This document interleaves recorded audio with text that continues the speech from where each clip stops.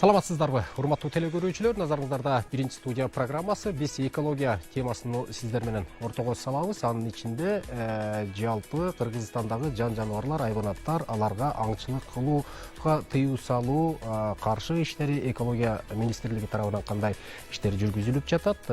Муну менен катар эсиңиздерге сала кетейин, 2022 жылы өткөн жылы атайын ушул айрым жаныбарларга карата аңчылыкка чыгууга каршы иштелип чыккан мыйзам долбоору сунушталган, бирок бул убакка чейин азырынча иштей эле экен. Мына ушунун негизинде, деги эле мыйзам долбоорунун негизинде кандай иштер жасалат, муну менен катар аяр мамиле кыла турган айванаттар, жаныбарларга карата коргоо чаралары кандай көрүлүп жатат деген маселени талкуулоо үчүн биз студиябызга Кыргыз Республикасынын жаратылыш ресурстары, экология жана техникалык көзөмөл министрлигинин биотүрдүүлүк башкармалыгынын жаныбарлар дүйнөсү бөлүмүнүн башчысы Адис Мадиевди студиябызга чакырганбыз. Адис мырза, саламатсызбы? Куш келипсиз студиябызга. Айткандай, мен жанагы мыйзам долбоору жөнүндө башында айткым келип атат. Бул мыйзам долбоорунда эмнелер камтылган? Анан эмнеге ушул өткөн жылы сунушталган мыйзам долбоору эмнегиче ишке кирбей жатты экен? Саламатсыздарбы? Айта кетсек, 2022 жылы 15 депутаттар тарабынан мыйзам долбоору демилгеленип чыккан. Бул айрым жаныбарларга аңчылык кылууга тыюу салуу. Бул 2023 жылдан баштап 2026 жылга чейин. Бул мыйзам долбоорунда ача туяктуу жаныбарлар кошулган. Бул аркар кулжа, тоо текеси, элик жана каман.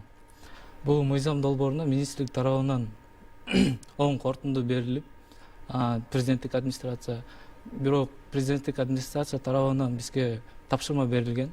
Депутаттар менен биргеликте жана Илимдер академиясы менен биргеликте байкоо жаныбарларга байкоо жүргүзүү боюнча депутаттар тарабынан биз комиссия түзүлүп, жана депутаттар, демилгенген депутаттардын жардамчылары жана консультанттар менен биргеликте декабрь айларында Нарын жана Ысык Көл областында 4 группа болуп бөлүнүп байкоо жүргүзүп келдик. Байкоо жүргүзүү учурунда жана өзүңүздөр белгилүү болсок, бул жалпысынан республика боюнча 12 миллиондон ашык гектар жер аңчылык участкалары деп эсептелинет Кыргыз Республика боюнча.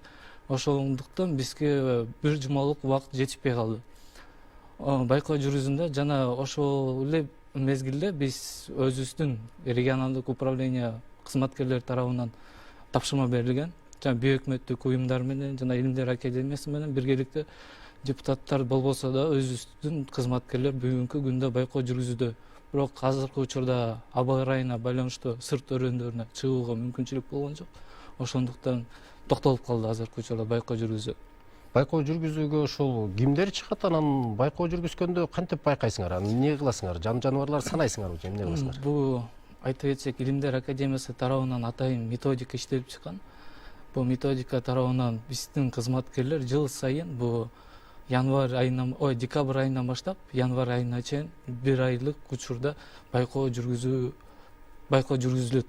Биздин кызматкерлер жана бул айта кетсек, бул мергенчилик чарбанын кызматкерлери жана бейөкмөттүк уюмдардын кызматкерлери жана Илимдер академиясы менен биргеликте жүргүзүлөт. Бул атайын методика бекитилген, методикада бүт көрсөтүлгөн. Бул изи менен, визуальный деп коебуз, көз көргөндүк менен жана атайын бизде современный деп коебуз, GPS навигаторлор бар. Ошол оборудование менен жүргүзүлөт. Бул GPS навигаторду айта кетсек, бул атайын чыкканда, бир өрөнгө чыкканда жана басканда бул өзүн точка көрсөтөт спутниктен. Кайсы жерден көргөн ошол сан менен биз ошону анализдеп жана маршруттарды бөлүп, ошонун жыйынтыгы менен анан биз эмне жаныбар жүргөнүн так көрсөтөбү ошондо? Бул атайын карточкалар бар.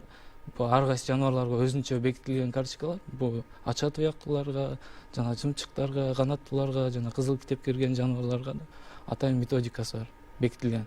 Атайын сиздердин ошондо базаңыздар барбы? Ошол жерде көрүп тура турган, Бул бизде атайын санын ала турган, туурабы? Биз жыл сайын бул Статком деп коебуз, комитетке биз отчет беребиз. Бул боюнча канча республика боюнча жылда канча жаныбарлар бар экен. Ошондон сырткары жана өзүбүздүн сайтыбыз бар. Бул биздин сайтта көрсөтүлгөн. Бул мындай айта кетсек, бул бизде өзү мергенчилик чарбалар бар да, жана бизде корукчалар жана парктар бар. Ошо сайтта көрсөтүлгөн кирсек, мергенчилик чарбада кайсы жалпысынан республика боюнча 58 мергенчилик чарба бар. Ошо мергенчилик чарбада сайтта көрсөтүлгөн канча жаныбарлар бар, жыйынтыгы эмес, каждый мергенчилик чарбанын өзүнчө бөлүктөрү менен көрсөтүлгөн да. Кайсы территориясында, кайсы аймагында бүт көрсөк болот ошо сайтта. Эми ушул жерден токтоп туруңуз. Мынабу мыйзам долбоорун айткым келип атат да мен. Мыйзам долбоору болбосо деле, мыйзам долбоору жок деле негизи жаратылышынан ушул экология министрлигиники, сиздердин экологдордун иштей турган иши ушул айрым жаныбарларга эмес, бардыгы эле жаныбарларга аяр мамиле жасоо жана аларды коргоо болуп эсептелет. Анан мыйзам долбоорунун ички мазмунунда эмне камтылган? Неге 2022 жылдан баштап эле биз эмне айрым жаныбарларга коргоо жүргүзүшүбүз керекпи, коргошубуз керекпи? Анын артыкчылыгы эмнеде? Балким мурдакыдан дагы башкачараак, катаалыраак бир тартиптер киргизилгендир, Айта кетсек, бул 2016 жылы, биринчиден 2016 жылы депутаттар тарабынан ушул мыйзам долбоору сунушталган. Бул сунушталганда ал мыйзам долбоорунда 10 жылга деп берилген. Бирок өкмөт тарабынан мораторий 2016 жылы. Ошол убакта ошо мурун курчап турган Токой чарбасы болчу. Курчап турган Токой чарбасы өкмөт тарабынан 2017 жылы токтом кабыл алынган. Бул райондор боюнча, областтар боюнча биринчиден областтар ал токтомдо бул 2017 жылдан баштап Талас жана Жалал Абад областы 3 жылга мораторий кирген. Андан кийин азыркы учурда 2019 жана 2022 чейин Ош жана Баткен областында. Азыркы учурда июнь айынан баштап 2023-төн 2026 жылга чейин Нарын жана Ысык Көл областына мораторий кирет. Ал мыйзам кабыл алынбаса деле бул токтомдун негизинде. Жана айта кетсек 80 эмес, даже 90% чет элдик мергенчилер бул Ысык Көл жана Нарын областында болот. Эмне үчүн анда бул 2017 жылда атасы, 2017 жылдан баштап түштүгөрөндө да, тактап айтканда ошол жак болуп атпайбы? Биякта Нарын менен Ысык Көл 2022 жылдан баштап. Неге ушул Кыргыз Республикасы бир бүтүн болуп туруп, анан экиге бөлүп карагансыңар ошону? Бул айта кетсек, бул биз ошо Илимдер академиясы бул каршы тура алган да. Илимдер академиясы ошо мораторий киргизүүгө каршы тура алган себеби бул мергенчилик чарбалардын бул айта кетсек, бул республика боюнча биздин жергиликтүү эгер ахатыбет деп коебуз, эгерлерибиздин саны жетишпестиктен ошо 441 токтом 2015 жылы ошо участоктор бөлүп республика боюнча мурун республиканын өзүн карамаганда болчу. Бул ошо частный секторго бөлүп берген. Азыркы учурда ошо мергенчилик 8 чарбага бөлүп берип, алар өзүн кайтарып жана ошол жактан атууга уруксат кагаздарын алып жана биотехникалык иш-чара деп коебуз. Бул жыл сайын жүрүп жүрөт. Биотехник иш-чарада бул ушул кышкы учурларда дополнительно жем чачып, чөп чачып, жана тустарды эметип, тустарды ошондо жеке сектор дегениңиз иш жүргүзүп атат ошондо? Иш жүргүзүп атат. Ошо учурда бүт мамлекетке бүт өткөрө алсак, биздин мамлекет мүмкүнчүлүгү жок болуп калат да кайтарганга. Жана ошол себептен бизге киргенде дагы 2023-төн баштап 2026-га чейин Нарын Ысык Көлгө кирет деп атпайбызбы? Ошол учурда биз ошо мергенчилик чарбалар менен сүйлөшүүдө жүрөбүз. Келишим түзүп 3 жылга кайтарып бергиле деп сунуштоо кылып атабыз да. Демек эми сиздин сөзүңүздөн да бир ачап пикир чыгып атат да. Эми мынау жеке секторго берилген деп атпайбы? Жеке секторго берилгенде макул көзөмөлдөө жаатын, жанагындай тамактандыруу, азыктандыруу жаатын колго алат экен. Бирок жоопкерчилик маселеси мисалы, анан мамлекеттин көзөмөлү деген нерсе бул жерде кайда калат? Мындай айта кетсек, бул жеке сектор өзлөрүнчө эле биз көзөмөлдөп атабыз, биз багып атабыз деген мааниде алар каалаганча пайдалана береби?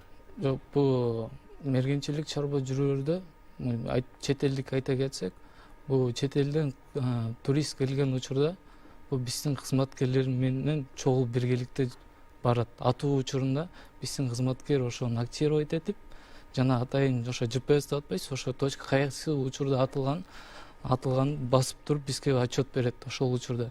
А бул жеке сектор өзүнчө иш-чара жүргүзбөйт, бул биздин көзөмөл менен гана жүргүзүлөт. Эми туристтер келген учурда, анан ички деле туристтер деле мисалы каалаган учурда, мисалы ошо атууга жол берүү маселелери, тартиптери кандай болот? Ага уруксат берүү маселелери кандай болот? Ошонун жол жоболору кандай? Ошону түшүндүрүп бериңизчи. 2015 жылы аңчылык кылуу эрежеси токтом бекитилген. Токтомдун негизинде бул ар кайсы жаныбарларга өзүнүн убактысы бар. Кайсы учурда атууга уруксат берилген, ача туяктууларга, чымчык канаттууларга өзүнчө убактысы берилген. Ошол учурда ошо байкоонун негизинде чыккан ошо байкоо ар кайсы чарбанын өзүнүн саны бар да жаныбарлар. Байкоо жүргөн учурда жалпы республиканын жыйынтыгын алып, канча жаныбарлар бар экен, Илимдер академиясынын тарабынан квота бөлүнүп берилет.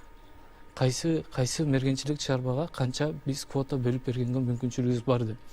Илимдер академиясы корутунду бергенден гана атайын комиссия түзүлөт. Комиссияда буякта биздин да кызматкерлер жана бейөкмөттүк жана ошо ассоциация охотпользователь мергенчилик чарбанын ассоциациялары кошулуп туруп, анан ошол комиссия чечим кабыл алат. Кимге канча уруксат берүү кагаздарын беребиз деп атууга. Ошол комиссиянын чечими менен негизинде андан кийин алар мергенчилик кылууга жана биздин айта кетсек жергиликтүү жарандарга жана чет элдик туристтерге атууга ошо жыйынтыктын жыйынтыгы менен ошо чыккандан кийин бериле баштайт да. Туристтер келген учурда ошого атайын акча каражат төлөнөт да? Ошонун суммасы кандай? Мындай айта кетсек, ошо 2015-жылы ошо токтом долбоору эрежеси ошо менен биргеликте эле 715-токтом менен ошо ставка платы деп коебуз. Айрым ошо жаныбарларга акча акысы көрсөтүлгөн. Айта кетсек, бул архар кулжа деп коебуз. Кулжа 7 жаштан өйдө атууга уруксат берилет. Бул 700 миң турат. Мамлекетке төлөө акчасы. 700 миң сом. Бул тоотеке 100 миң сом. Бирөөнө, бир анасына. Бирөөнө. Тоотекеге 100 миң сом. Жана жергиликтүү жарандарга 10 миң сом. Эликке 30 миң сом. Жергиликтүү жарандарга 15 миң сом. Ошо ар кайсы жаныбарлардын өзүнүн саны бар. Эми аны чектөө барбы мындай? Баланчага чейин, баланча санга чейин атуу дегенчи, мисалы мен 100 миң сом болсо, жергиликтүү жаран болсо, анан 10 атууга мага уруксат барбы? Жок, бул айтып атпаймынбы, жана комиссия кабыл алууларда бул 4% деп коет. Жалпы сандан биз тоотекесине 4% биз квота бөлүп берилет. Процентке карайсыздарбы же акчага карайсыздарбы? Жок, процентке. Акчаны төлөп коюп калашымча ата беришим мүмкүнбү? Процентке бөлүп, ошо 4% ошо мергенчилик чарбалар сатып алат. Өзүн байкоо учурунда канча численностуна байланыштуу бөлө алышат. Архар кулжага бул 1% бөлүп беребиз республика боюнча. Айта кетсек, бул жалпы республика боюнча архар Марко Поло деп коебуз. Республикасы 18 миң болсо, жылына 100дөн 130-140ка чейин квота бөлүнүп берилет. Текеге бир айтып кетсек, ошол жылы 22-жылы жыйынтыгы менен азыркы учурда 140 башка архар кулжага уруксат берилген 7 жаштан өйдө. Ошондой эле тоотекесине чет элдиктерге 476 уруксат кагазы берилген. Ошо Кашкар эликке 8, калганда эмеле кичинекей жаныбарлар кетет. Жергиликтүү жарандар тарабынан тоотекесине жалпысынан текеге 276 берилген. Эгемендүүлүктүн 30 жылдыгында ушул өзүбүздүн эле чоң кызматтарда отургандар, чиновниктер ошол эс алуу убактыларын жалаң ушул тоолордо тик учактар менен ушул жаныбарларга аңчылык кылуу менен өткөрүп калышкан да. Бүгүнкү күндө ошол көйгөй токтоду беле же дагы деле ошентип эс алышабы чиновниктер? Жок, азыркы учурда анан айыппул деген канча бүгүнкү күндө? Азыркы учурда андай катталган эмес бизде. Бүгүнкү күндө жалпысын айта кетсек, 2013-жылы 224-токтом негизинде бекитилгенде бул такс деп коебуз. Ар кайсы жаныбарларга өзүнүн сан өлчөмү бар. Бул эң көп эле акча өлчөмү бул барска, илбирске, ак илбирске 1,5 миллион. Жана кызыл китепке кирген жаныбарлар өйдө миллиондон болот да. Жана маралыбызга, бугу маралга 1 миллион сом, аюубузга 1 миллион сом, жана архар кулжага 1 миллион сом айыппул. Тоотекесине 100 миң сом. Бул жергиликтүү жаран кетип баратып мыйзамсыз ошо атуу учур кабылса, биздин кызматкерлер тарабынан кармалып калса, бул 100 миң сом жана кылмыш жоопкерчилиги тартылат да. анын 3 жылдан 5 жылга чейин, 5 жылдан 10 жылга 5 чейин жылга дегени чейин барбы? жана ошо ал Категориялар, статьялар бар. статьяда көрсөтүлгөн канчадан канча жылга. Жанагы мыйзамда көрсөтүлгөн айрым жан жаныбарларга деп атпайлыкпы? Кайсы жан жаныбарларга ошондо тыюу салынат? Эгерде мыйзам иштей турган болсо, ишке кире турган Ача болсо. туяктуу деп биздин мыйзам ошо депутаттар тарабынан демилген мыйзамда бул ача туяктууларга деп көрсөтүлгөн. Бул аркар кылжа, тоот экеси жана марал деп көрсөтүлгөн. Бирок айта кетсек, бул маралга бизде 60 жылдан бери атууга уруксат берилбейт. Ошондой деле каман жана эликке. Бирок биздин өзүбүздүн токтомду караганда бизге деле ошол жаныбарлар кирген, бирок биз уларды да кошконбуз. Өзүңүздө белгилүү болгондой, улар деген бул 3000 бийиктикте өзү жашайт. Анан кийин биз уларга мүмкүнчүлүк уруксат берип койсок, бул учурларда көп катталган, уларга чыгабыз деп жана тоотеки атуу учурлар көп катталганда, ошол учурда биз да уларды да кошуп кеткенбиз токтом долбооруна. Эми жаратылыш деген өзү кызык да. Бир жагын коргоп атсак, бир жагына баягы аңчылыкка чыгууга атайын кызыктыруучу сыйлыктар, мисалы карышкырды айтып атам да. Уюштурулуп, аңчыларга атайын ушунда канчаны атсаңар ошончо эми баягы жашоо турмушта элге зыян келтирип аткан жан жаныбарларды айтып атам.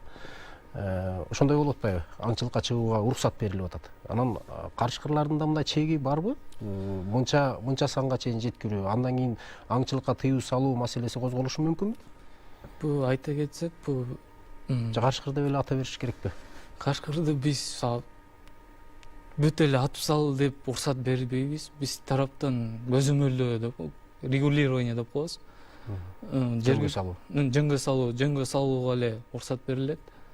Айта кетсек, республика боюнча 89 токтом негизинде 2019 жылы кабыл алынган. Бул өкмөт тараптан 6 миллион бөлүнүп берилет жыл сайын. 6 миллион бул бөлүп берилген, бул Кашкырга 6000 сом сыйлык берилет аткан учурда.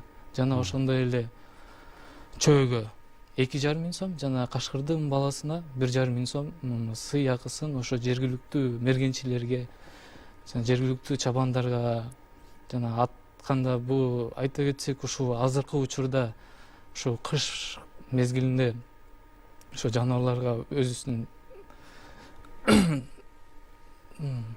жаныбарларга домашний Үй жаныбарларга кол салуу көп катталат.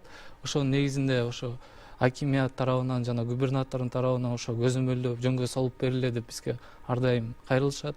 Ошол учурда биз атайын ошо мергенчилик чарбаларынын кызматкерлери менен жана жергиликтүү мергенчилер менен бригада түзүп, ошого биз уруксат кагазын беребиз. Абдан бир кызыктуу тема экен.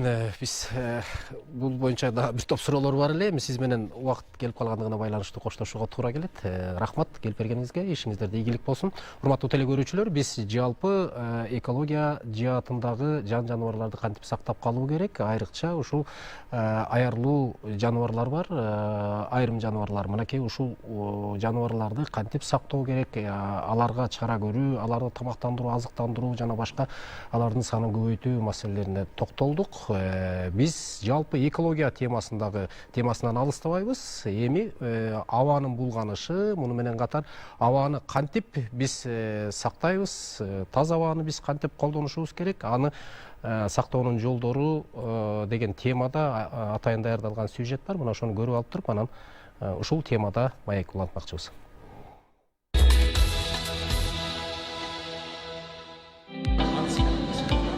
Фото сүрөтчү Шайлообек Жекшенбаевди соңку жылдары экологиялык көйгөйлөр түйшөлтүп келет. Атайын уюштурулган көргөзмөгө анын 6 ай ичинде тартылган 110 эмгеги коюлду. Алар Бишкектин булганган абасын таасын көрсөтүп турат. Менин ичимдеги ойлорум, переживанияларым ушу сүрөттүн ичинде бар. Анан кийин мен болсо мындай цифровой фотография мен иштебейм да. Аналог, себеби пленка бул биоматериал болот, и пленкада кишинин жана художник тартып аткан художниктин атмосферасы, ою ушул жака дагы экинчи фон менен көрүнбөсө дагы ичине жашап калат да. Ошол себептен мен только пленкага эле тартам. Көк түтүн көйгөйү коомчулуктун көңүлүн эми гана буруп жаткан жок. Соңку жылдары Бишкекте зыяндуу заттардын абадагы өлчөмү кескин көбөйгөн учурлар байма-бай катталып келатат. Акыркы суткада кээ бир булгоочу заттар, мисалы үчүн күкүрт кошкучкылы, азот кошкучкылы, формальдегид жана катуу бөлүкчөлөр, PM10, PM2,5 деген бөлүкчөлөр дээрлик бардыгы нормативден жогору болду. 3,5 эсеге чейин жогору болду. Жана PM2,5 катуу бөлүкчөлөрү 10 эсеге чейин жогору болгону байкалган. Хроникалык оорулары болгон адамдарга аларга өтө зыяндуу дегенди билдирет. Город Бишкек, 17 января. Адистер көйгөйдүн пайда болушунун бир нече себептерин айтып келишет. Машиналардын көпчүлүгүндө жана катализаторлор жоктугуна байланыштуу алар жанагы уулуу заттарды түздөн түз чыгарып, абаны булгап атышат. Жаңы конуштар бүгүнкү күндө жалаң көмүр менен жагып, көмүрдөн тышкары резина жаккандар да болуп атат, швейн отходдорун жаккандар да болуп атат. Ошонун жыйынтыгында ушундай түтүн чыгып атат. Анан үчүнчүдөн бул ТЭЦтин дагы өзүнүн салымы бар. Түтүн менен Бишкек шаары кандай күрөшөт, кандай иш-чараларды жүргүзөт, ошонун баары камтылган биздин программада. Буюрса жакын арада мэр кол коет. Бишкекте ушул мусорду кайра иштетүүчү завод курулат. Мэриянын эсебинен 1 миллиард сомго 120 автобус келип атат. Эл аралык өнөктөштөр менен ушул 370ке жакын автобус газ менен жана электро менен жүргөн автобустар алынат быйыл. Бишкектин ышка чулганганын көпчүлүк көмүрдөн көрүп жатат. Конуш тургундарына үйдү газ менен жылытууга кеңеш берилүүдө. Бирок анын баасына байланыштуу маселе бар. Kömür жагып атабыз, аба булганса дагы эмне кылабыз эми? Күн суук. Мына азыр 20 градус, 18 градус кечинде болуп атат. Ушинтип эле жагып тирилик кылып атабыз. Эми газ болгондо сонун болмок. Газ абада булганбайт де, печкебиз дагы анча жакпай болчубуз да, газ менен колдонумчу. Бирок эми газ жок, ошо газ кымбат. Бишкек 16-17 январь күндөрүдө абанын булгануусун өлчөгөн IQ Air порталындагы антирейтингдин сап башына чыкты.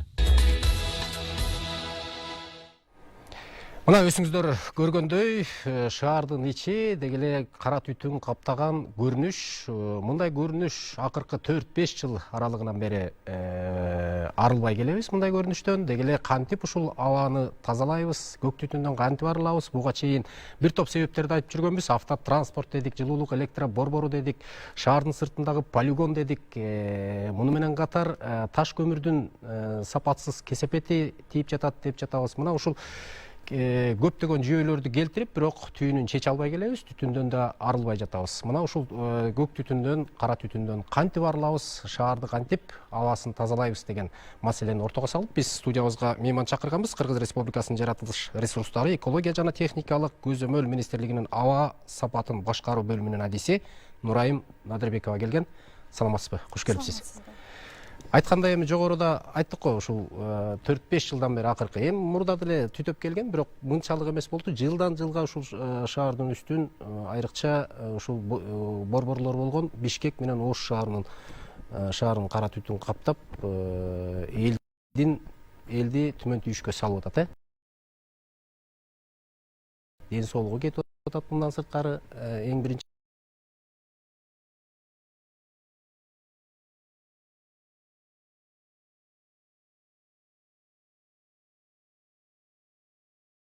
маселе.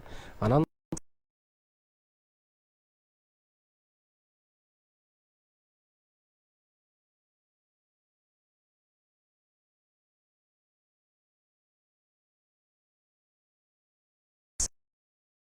албетте анын үстүндө да иштеп жатабыз. Бул албетте Бишкек шаарынын өзүнүн жайгашкан жеринен дагы караш керек. Негизи Бишкек шаары Ала-Тоо, Кыргыз Ала-Тоо кыркаларынын этегинде.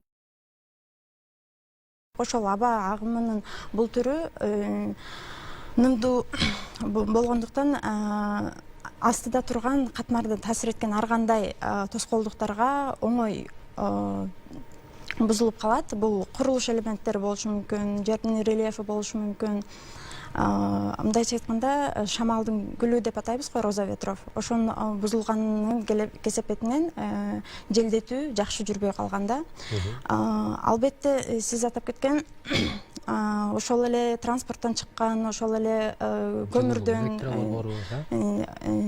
жылуулук электроборбор, полигон, ошолордон чыккан түтүндөн чыккан, ооба, албетте. Анын үстүнө мисалы ошол эле транспортты айтсак, Бишкек шаарында Кыргыз Республикасынын унаа улуттук мекемесинин маалыматына таянсак, катталган машиналардын саны 407 миңден ашык.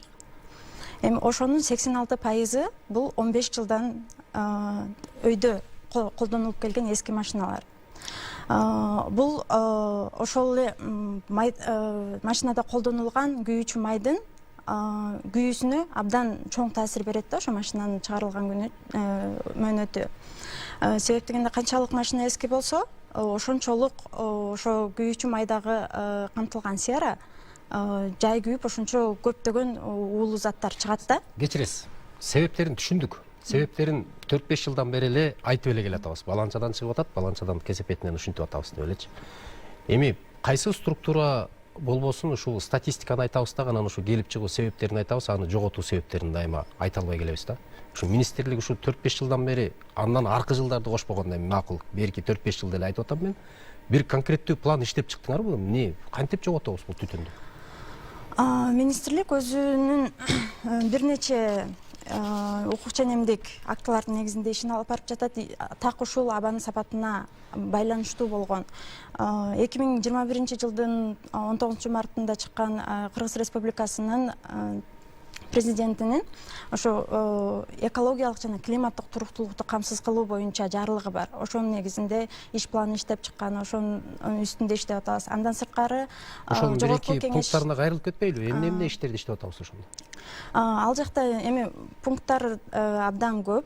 Ошол эле ал жакта аба, суу, таштандык калдыктары ТБО, твердо бытовые отходы, ошол боюнча көптөгөн пунктлар камтылган. Ошонун иш жүзүндө иштеп жатабыз. Андан сырткары жогорку кеңештин дагы улам сессиясында жыл сайын каралып жаткан, ошо 2009 жылдан бери келаткан чечимдери жана токтомдору бар. Ал жакта дагы ошол эле электр 700 киловатт электр энергиясына чектөөнү алуу деген сыяктуу тапшырмалар бар да. Ал эми ар кайсы министрликтердин астында коюлган тапшырмалардан болуп келет. Андан сырткары дагы министрлер кабинети тараптан иштелип чыккан иш планы бар, иш чаралар планы. Мэрия менен аны менен тыгыз байланышта иштейбиз.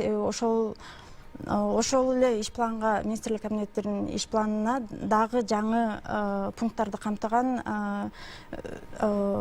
иш планды азыр министрлик тараптан иштелип чыгып, министрлер кабинетине жөнөтүп жатабыз да. Мен сизге толук түшүндүм. Бишкек мэриясы менен, жогорку кеңеш менен, дагы башка байланыштуу структуралар менен иш алып барып жатасыздар, бирок факт түтүн турат да, кеткен жок да. Дагы деле каптап турат. Ушуну кантип биз арылтабыз, кантип жоготобуз? Жанагы ошол эле машиналар. Мен сизге теманы жеңилдетейинчи, мындай да. Бул мындай практика башка өлкөлөрдө деле болуп келген. Өлкөлөрдөгү ушундай жыш жайгашкан шаарларда болуп келген. Мисалы мен жакынкы эле Кытай Эл Республикасын алайын, Пекин шаарында ушундай кара түтүн каптап, бирок ошого атайын желдеткичтерди, чоң желдеткичтерди коюп, шаардын ичин абанын алмашылышын камсыз кылышкан да. Бизге ошондой, ошол сыяктуу мисал эле келтирип атам да. Ошол сыяктуу бир конкреттүү пландар барбы? Чындыгында эгерде бул суроонун так түбүнө келсек, бул проблеманы чечүүчү абал бул элдин экономикалык абалы. Себеп дегенде эски машинаны колдонгон себеби эмне? Себеп дегенде ошол эле экономикалык абалы жол бербейт. Көмүрдү колдонгон эмнеге? Ошо каржысы аз болгондугунан көмүрдү, ошол эле текстиль калдыктарын колдонуп атышат, туурабы? Мына ушул кандай десек, базалык ошо экономикалык абалын көтөрсөк, анан кийин уже карасак болот да. Демек, министрлик иштеп чыга турган, өзүңөрчө бир кадам жасай турган өлкө жетекчилигинин алдында мындай бир ушуну аткарсак болот дей турган бир пландарды мен таппай атам. Албетте бар. Биз ошол именно ошол так ошол каржылоо маселеси тууралуу ошо көп иштеп жатабыз, иш алып барып жатабыз.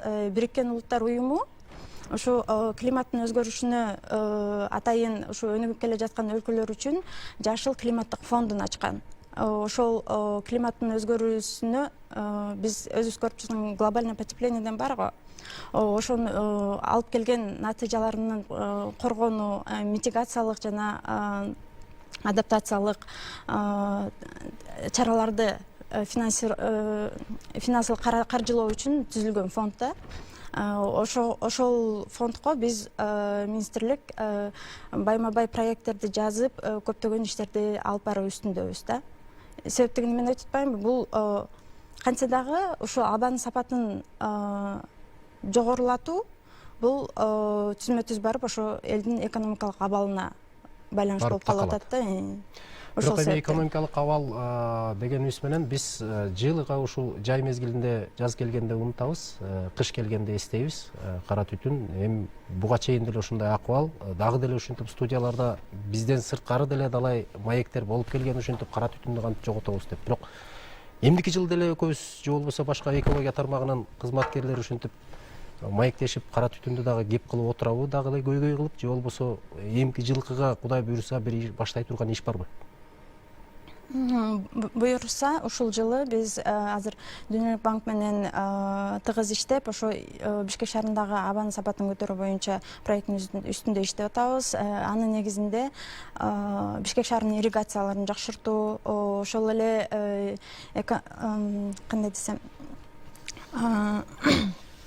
энергоэффективность деген бул ошол эле газдаштыруу, жылуулук насосторун орнотуу жөнүндө каржылоо боюнча сүйлөшүүлөр жүрүп жатат.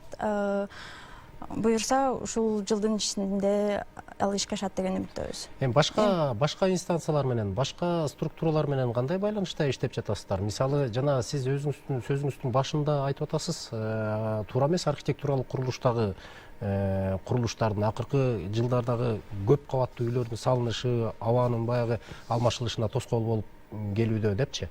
Анан чын эле ошол архитектуралык курулуштарды жеңилдетип, ошолорду бир аба өткүдөй кылып,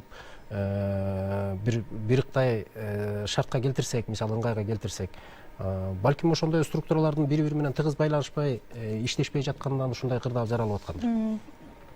Биздин ошо жаңы ошо Бишкек шаарындагы абаны жакшыртуу боюнча жаңы түзүп чыккан иш чаралар планында атайын ошо курулуштарга уруксат берүүчү документтерди комплекстүү комиссиялардын курамына айлана чөйрөнү коргоо, саламаттыкты сактоо жана сейсмология боюнча ыйгарым укуктуу органдарды кошуу үчүн укук ченемдик актыларга өзгөртүүлөрдү киргизүү боюнча, толуктоолорду киргизүү боюнча сунушубузду берип жатабыз. Бирок эми буга чейин сиз айткан туура эмес курулуштарга сиздердин деле тиешеңиздер бар да, себеп дегенде архитектуралык курулуш, жанагы курулуш компаниялар келип архитектурадан уруксат сурагандай, мэриядан уруксат сурагандай, экология министрлигинен деле уруксат сурайт да, туурабы? Жок, азыр жок андай кандай десем, айтсак дагы кылууга мүмкүн да, туурабы? Көтөрүлөт да. Бул мониторинг боюнча суроо, бул мындай болуп атат да. Бизде мониторингти эки түрлүү деп айтып койсок болот. Бул концентрациясын мониторингти, то есть абада бул гидромет тарабынан жүргүзүлөт.